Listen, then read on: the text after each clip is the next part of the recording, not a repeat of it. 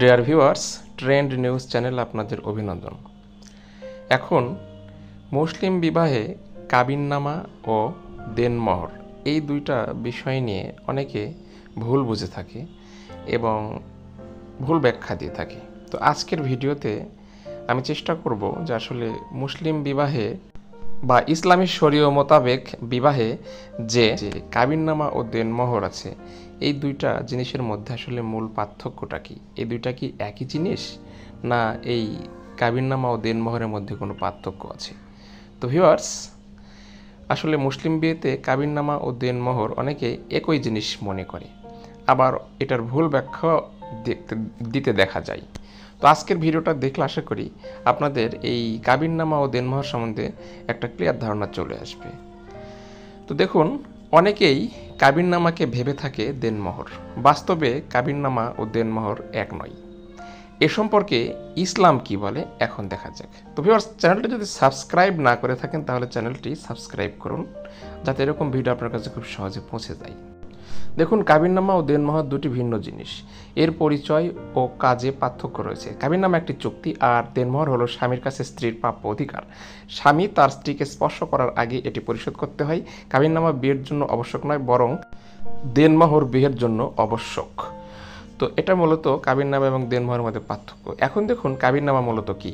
কাবিননামা বলতে বরকনের বিয়ে সম্পাদনের লিখিত চুক্তিকে বোঝায়। একে আবার নিকাহনামা বলা হয়। বিয়ে সম্পাদনের জন্য বা বিয়ে বৈধ হওয়ার জন্য কাবিননামা আবশ্যক নয়, বরং কাবিননামা হচ্ছে একটি আইনি বাধ্যবাধকতা। তাহলে এখানে বোঝা যাচ্ছে যে ধর্মীয়গতভাবে কাবিননামা অতটা জরুরি নয়। আচ্ছা, বাংলাদেশের আইন অনুযায়ী সরকার মনোনীত কাজী সরকার নির্ধারিত ছকে কাবিননামা সম্পাদন করে থাকেন। স্ত্রীর প্রাপ্য দেনমোহর আদায়, স্ত্রীর ভরণ পোষণ, উত্তরাধিকার নির্ণয়, সন্তানের পিতৃত্ব ইত্যাদি বিষয়গুলো যথাযথভাবে কাবিননামায় উল্লেখ থাকে। এটি সরকার নিবন্ধিত কাবিননামা, যা একটি আইনি দলিল বটে। সূত্র বাংলাদেশ সরকারের জাতীয় ইকোষ তথ্যকোষ। তো ভিউয়ার্স, এখানে এটা পরিষ্কার হলো যে কাবিননামা মূলত একটি সরকারি দলিল, বিয়ের একটি সরকারি দলিল। এবারে দেখুন, দেনমোহরটা আসলে কি? ইসলামী শরীয়তে দেনমোহর হলো বিয়ের অন্যতম শর্ত। এ শর্ত অনুযায়ী স্ত্রী তার স্বামীর কাছ থেকে বিয়ের সময় কিছু অর্থ বা সম্পদ পেয়ে থাকে বা পাওয়ার অধিকার লাভ করে। বিয়ের কথা এলেই প্রথমে দেনমোহর চূড়ান্ত করতে হয়। এর মাধ্যমে বিয়ের সময় ও ক্ষণ নির্ধারিত হয়।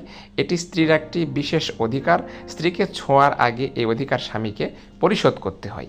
তার মানে দেনমোহরটা ইসলামী শরীয়তে গুরুত্বপূর্ণ। বিয়েতে দেনমোহর ধর্ম অর্থাৎ ইসলামের দিক থেকে খুবই গুরুত্বপূর্ণ, কিন্তু কাবিননামা রাষ্ট্রীয় দিক থেকে গুরুত্বপূর্ণ। তো এটাই ছিল মূলত আজকের আলোচনার বিষয়। আশা করি কাবিননামা এবং দেনমোহর নিয়ে আপনাদের ধারণা ক্লিয়ার হয়েছে। ভিডিওটি যদি ভালো লেগে থাকে তাহলে অবশ্যই চ্যানেলটি সাবস্ক্রাইব করুন এবং বেল বাটন অল করে দিন, এবং লাইক, কমেন্ট, শেয়ার করে সকলের মাঝে ছড়িয়ে দিন। ধন্যবাদ।